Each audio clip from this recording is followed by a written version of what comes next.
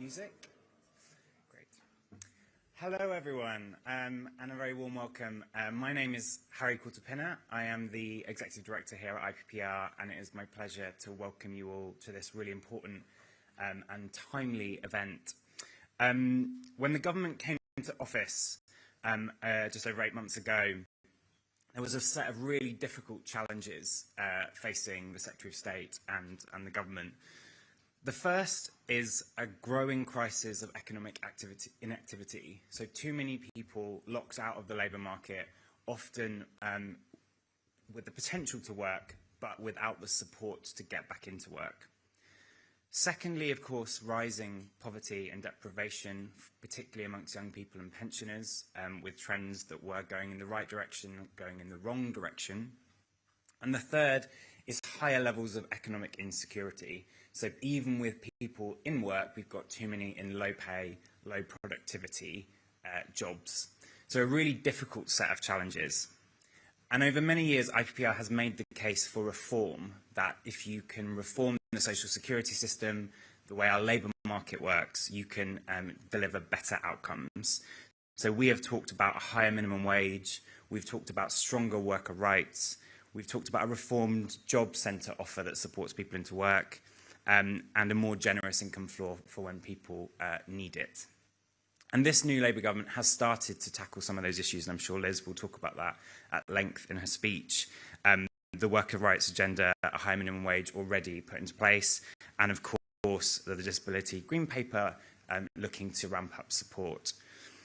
But the fiscal constraints the government is under, some imposed by the markets and the inheritance, some self-imposed, has meant that the context for this reform is really difficult, and there are really difficult choices that the government is facing.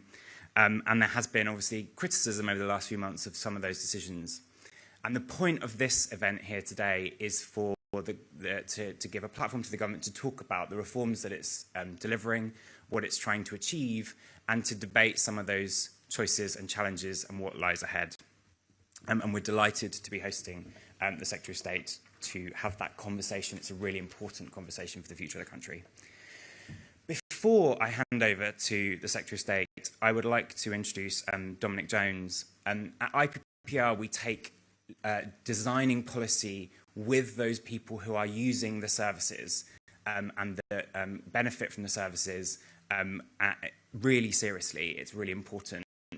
And Dominic is someone who has experienced the job centre and the social security system recently, and he's going to say a few words about his experience. I'm going to hand over to you first, Dominic.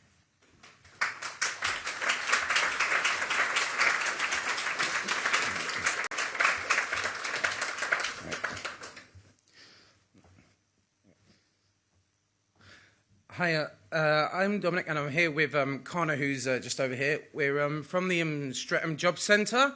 I'm here to talk to you today about my story with how I found working and just life in general, really. I won't take too much time. At age 9, I was diagnosed with having autism and ADHD. It was an isolating time for me because as a kid, you're just focused on trying just to make friends and just be a kid. So being diagnosed with a mental health difficulty really adds to the pressure of just trying to live a normal life. And it was very difficult at school as well because I always felt like I was very different to a lot of other kids. So it was a very isolating time, and I would always get bullied, whether it was by the teachers or by the other students, because I started going to go to mainstream school, which didn't work because I was there for maybe 2 years, and then I was pulled out because my dad saw that they weren't teaching me anything. So my dad got me reading and writing within 6 weeks, which is funny because he's not a teacher. He just literally works for McDonald's, or he did at the time.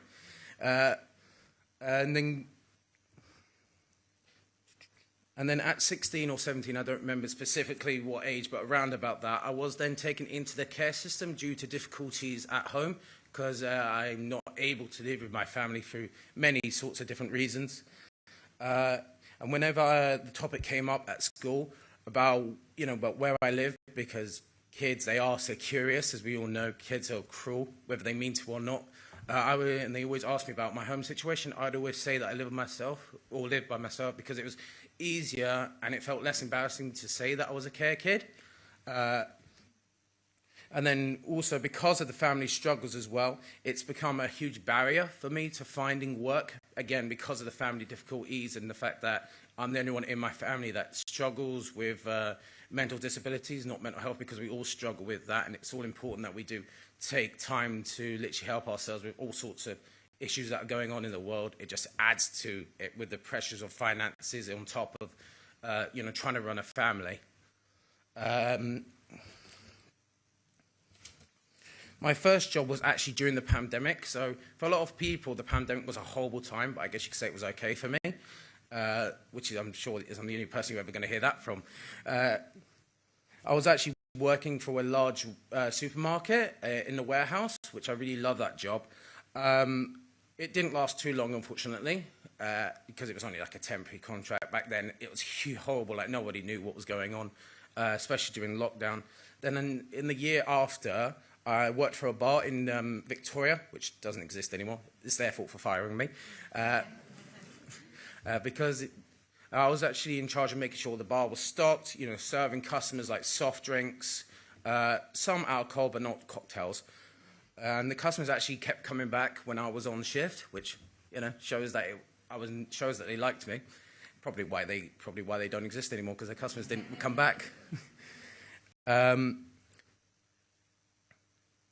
But for many reasons, I have struggled to stay in employment, where it's the lack of connect, where, again, with my needs, I find it difficult to tell employers, because although we've got the disability confident, where, they're guaranteed to give you an interview if you meet the criteria, if you got it, there's legal loopholes that, I can't remember what they are at the top of my head, but there's legal loopholes that literally says, if you tick a box and says you've got disabilities, they don't have to hire you.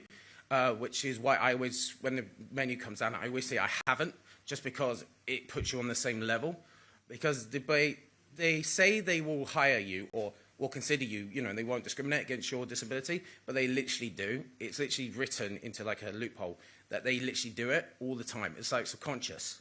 And unfortunately, no matter, until employers actually are forced to make actual proper law, it's going to keep happening, which is why that needs to be changed. But at the moment, I have actually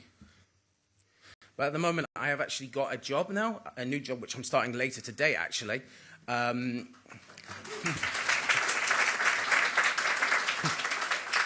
It's for a catering company called the Clink Project, which I'll go into that in just a second. Basically, it's going to be £15 an hour, so, not too bad, for 120 hours. In total, and the shift later is actually at the Cyprus government, so it's like no low-class job, it's like high-end. It's going to be front of house, interacting with people, which, I love that. Like I say, I've got 5 years of customer service. The dream job is obviously something in retail, like, all sorts. I won't name them just in case you're not allowed to, because, yeah. But that's the dream job, just because I find that, despite my history, I would say actually, because of my history, it's given me more the reason to why I want to help people, because I was put in a dreadful situation for like 8 years, because as it is, I'm a care leaver, which I'm dealing with some issues at the moment around tax and stuff, but the social work I've got now is helping me with that, just because you're not supposed to pay tax if you're under 24 and, under 25 and you care leaver. But the job that I've got is, it's called the Clink Project. It was set up 14 years ago, for those of you who do not know, in a women's prison in Highdown, or in Downvilles, in Belmont, Sutton area. The idea was that women would come out of prison with qualifications that these places would give them, and then they'd be able to go into the industry well, they come out, be in the industry so that they're able to support themselves, which I think is a brilliant idea. And it got so popular that they had literally opened up a training kitchen in Herne Hill, and I was one of the first lot that went there. So it was a 3-month program. It's 5 qualifications. I can't remember the names. It was level 2, and it also included working in the kitchen, like butchering chickens, flaking fish, as well as doing baristing front of house, because we would actually serve people on the industrial estate, as well as people from the office. That's literally what this job is. It's from them.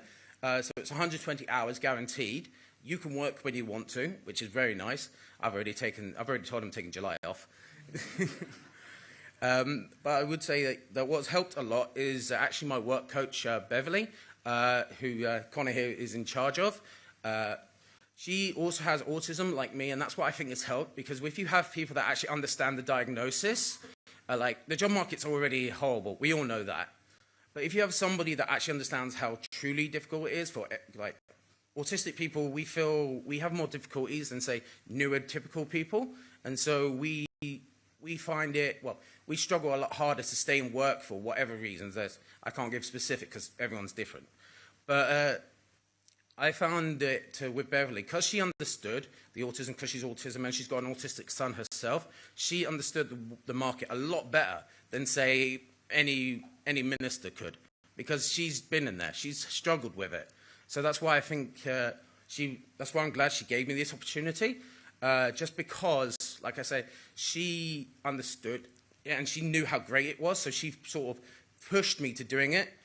Because we all know examples, not everyone, but we know examples where people will get these opportunities and they'll just go like, nah, I don't want to do it, I want to stay on benefits. Like, personally, I hate benefits and I want to be off of it and actually earn my own money, because I never want to be rich unless I've earned that. Because getting free money doesn't feel as good as earning it, because you get bored very quickly. So if you're constantly having a job that provides a satisfying, well, a job that you like, it doesn't feel like a job. Plus, you're earning your living for yourself, and you can have fun at the same time. So you can mix your social and professional life together. Obviously, don't mix it too much, but like no office romance. But that's why, but I would like to take this opportunity to thank the Job Centre, specifically the Streatham one, because I have had different ones. I used to live in Croydon and Thornton Heath, which, although there were some good ones there, they're not as good as the Streatham Job Centre. And I think that just comes down just to random luck. Like, if you hire more people with the more diagnosis, which is why you need a whole range of diverse people in the job centre so that they can understand everyone's needs, because you can't have the one fit suits all. That doesn't work. But I would like to take this opportunity to say thank you to the Job Centre, and also thank you for the Clink project for giving me the opportunity. And very quickly, just because it'd be wrong if I didn't mention this, I am from Croydon, and it's actually amazing to think someone like me, who's from Croydon, as we all know, Croydon's got a certain reputation. It's incredible to think that someone like me from Croydon's actually being able to speak here and actually get to speak to all of you and interact with the Secretary of State, because having a job and doing this feels like sort of like I belong now in this world. Thank you very much.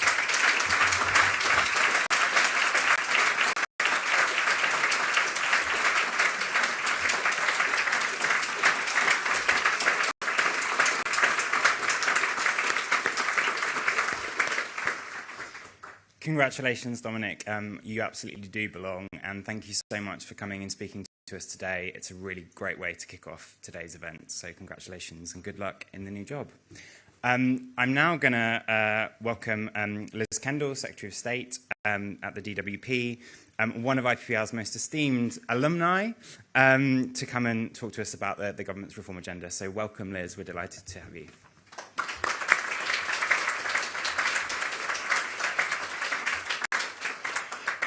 Thank you, Harry. I'm very grateful to my former employer, IPPR, for hosting us today, and to all of you for taking the time to come along. I'm especially grateful to Dominic for sharing us his experiences, and I thought that was really important for us to hear today about the benefits that work brings to you, the struggles you've faced, and your ambitions and hopes for the future.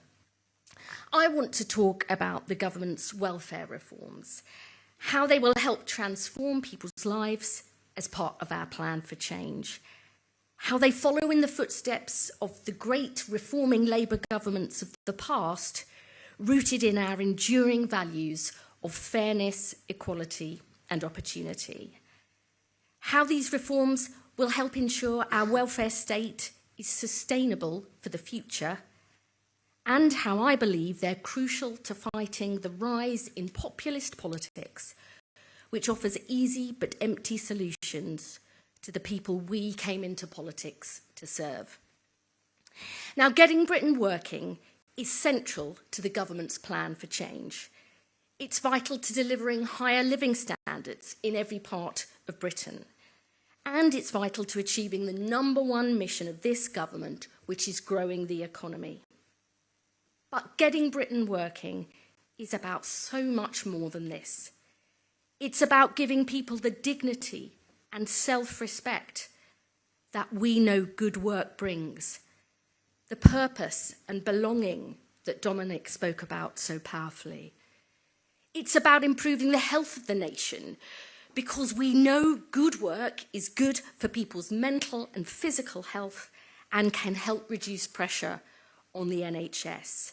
And getting Britain working is critical to driving down child poverty and ensuring every child starts school ready to learn, perhaps the single most important step to transforming equality and opportunity in this country.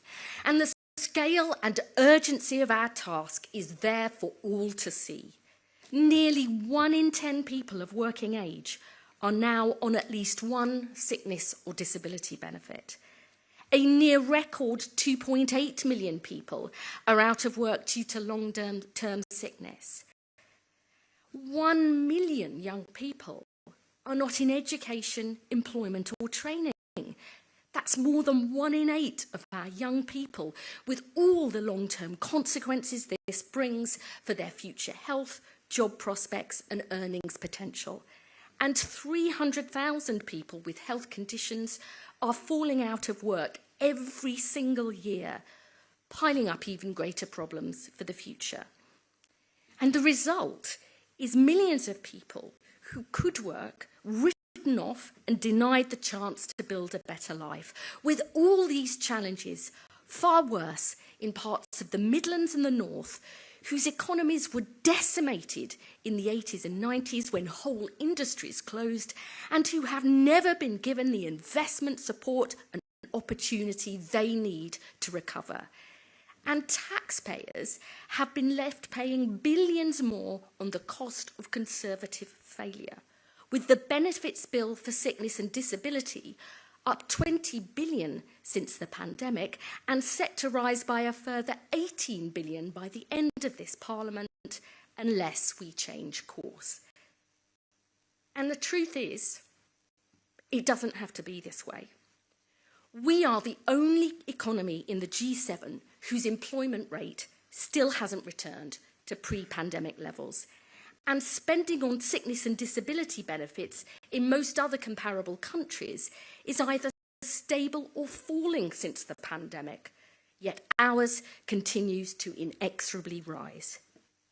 There is nothing Labour about accepting the cost of this economic, but above all social crisis, paid for in people's life chances and living standards. And there is nothing inevitable about Britain's future path if we have the courage and conviction to act.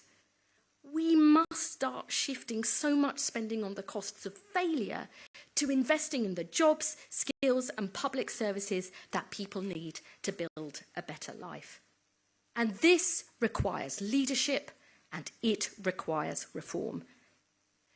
Now, the truth is, welfare reform is never easy, and it is rarely popular, perhaps especially for Labour governments. But no responsible Labour government can resile from taking decisions because they are too difficult, because this is not good enough for the people we came into politics to serve. So we will reform the welfare state, just as great reforming Labour governments have done in the past, changing it to meet the social and demographic challenges of today and tomorrow, and delivering the fairness, equality and opportunity people need and deserve. Now, we know change is possible because we've done it before. Take the fight for women's equality in the 80s, 90s and noughties. It was Labour women MPs and trade unionists who campaigned for and then legislated to transform opportunities for women. We changed the world of work with rights to maternity pay. We invested in child childcare with the first ever national childcare strategy and thousands of Sure Start children's centres.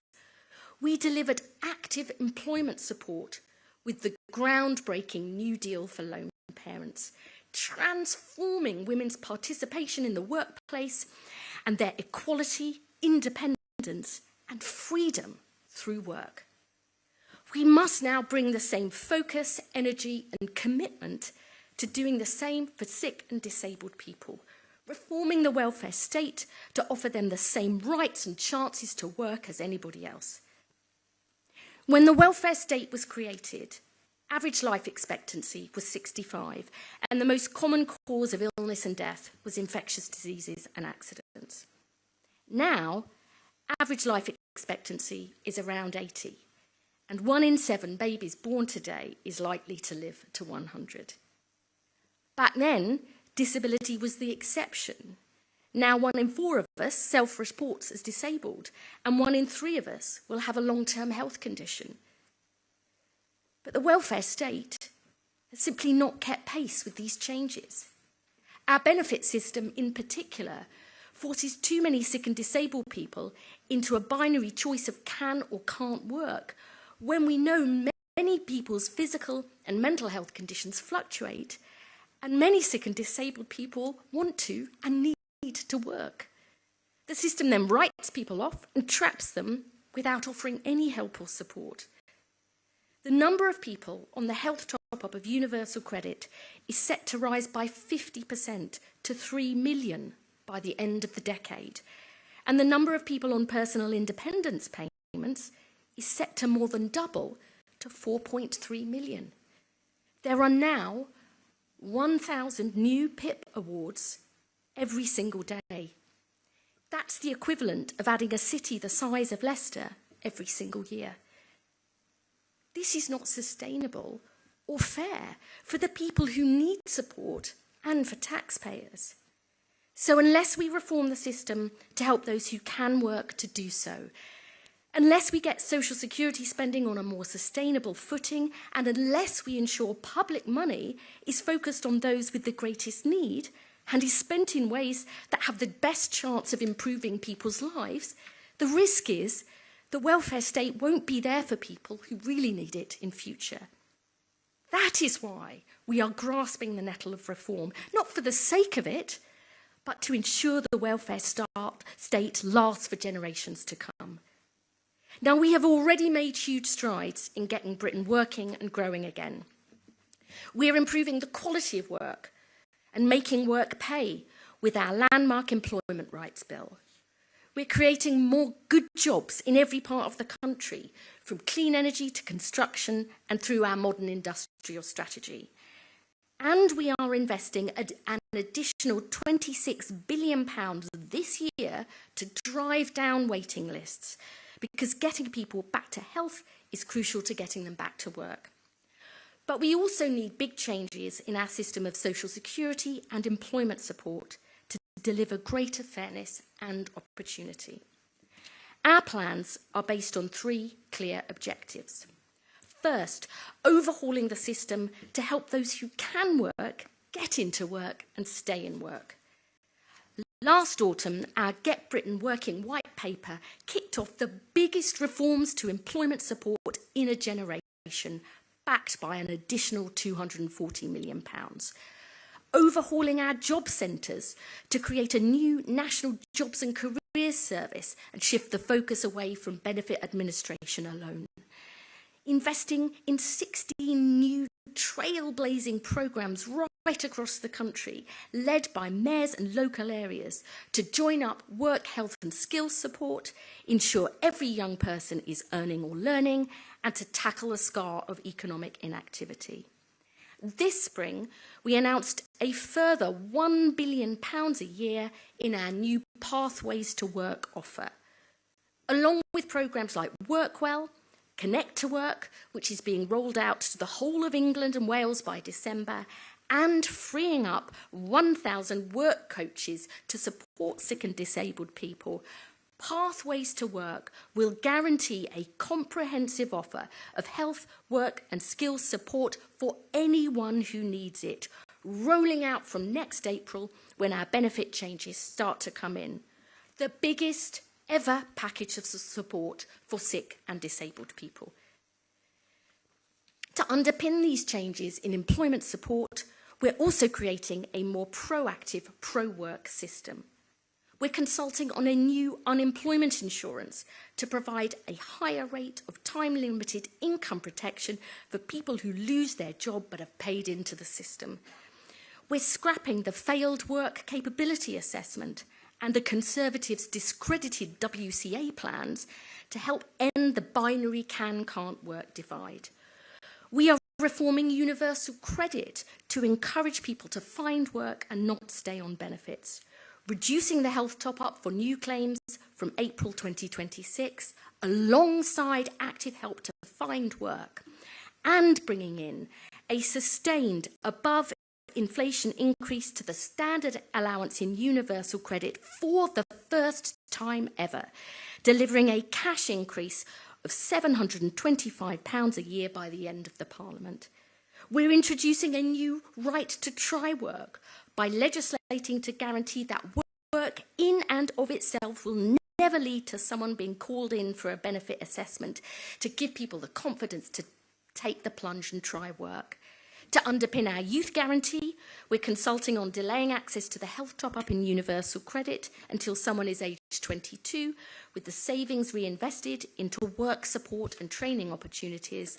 And we will support employers to recruit and retain more disabled people with health conditions through our Keep Britain Working review, led by the former boss of John Lewis, Sir Charlie Mayfield. The second objective of our plans is to protect those who cannot work. Those with the most severe, lifelong conditions that will never improve and who can never work will have their universal credit protected, including young people aged under 22. And we will guarantee they will never be reassessed in future, removing totally unnecessary stress, anxiety and uncertainty. To improve trust, we will also fundamentally overhaul our safeguarding approach to ensure all our processes and training are of the highest possible quality and to protect and support vulnerable people. Our third objective is to focus personal independent payments on those with higher needs and to review the PIP assessment to ensure it is fair and fit for purpose. I know the concerns that have been raised about our proposals. I am listening carefully to all the points people raise. But 9 out of 10 people claiming PIP at the point when the changes come into force in November 2026 will not be affected by the end of the Parliament. And even with the changes we are making, there will still be 750,000 more people receiving PIP by the end of this Parliament than there were at the start. And spending will be £8 billion higher than it is now, rising faster than GDP and faster than spending on public services. In making our changes, we are preserving PIP as a vital cash benefit that makes a contribution towards the extra cost of living with a disability, not means testing it and not replacing it with vouchers as the Tories proposed. We are consulting on how best to support those who will no longer be eligible, including so their health and care needs are met. We will improve the experience of those going through the PIP assessment, switching back to more face-to-face assessments and recording them as standard. And we have begun the first review of the PIP assessment in more than a decade, including the descriptors, and in consultation with disabled people and the organisations that represent them to ensure it is fair and fit for purpose. Taken together, our measures will reform the system to support those who can work to do so, to protect those who cannot, and to help ensure our welfare state lasts for generations to come. I want to finish by saying this. When I travel around the country, I know the places with the highest levels of economic inactivity and the largest number of people on sickness and disability benefits. are the same places with the worst health, lowest life expectancy, and fewest opportunities. The villages, towns and cities, especially in parts of the Midlands and the North, whose economies have still not recovered from the 80s and 90s, where economic demand remains weakest. Places that are full of talent and ambition, but which need the investment in jobs, infrastructure, skills and public services to build a better life for themselves and their communities. People in this country rightly demand change. But populist politics, the politics of division and easy but empty solutions, won't deliver the change people are crying out for. They need real hope built on real solutions. And that is what this Labour government is doing, tackling problems that have been ducked or ignored for too long, because the failure to do so is precisely why people think politics doesn't matter and that politicians are all the same. Change of this scale isn't easy, but it is possible, and we know this because we have done it before. Labour's mission is to give people hope tomorrow will be better than today, that we will create the jobs, opportunities and public services people want and deserve, because a future dependent on benefits alone is not good enough for people in Blackpool, Birkenhead or Blaenau Gwent. I am confident we will deliver, because all the evidence shows hundreds of thousands of sick and disabled people want to work, that when they have a government that is on their side and provides the right support, they can get work, and that this can transform their lives. Our task is urgent, not just because we only have 4 more years of this Parliament, which is no time at all, although this is true. Not just because we must deliver real change to fight the rise in support for populists, although we must, but because the people who we came into politics to serve cannot and should not wait any longer for a chance to build a decent life, because they have waited far too long already. This is why we fought for 14 long, hard years in opposition, for the chance to change our country. So now, let's get on with the job. Thank you.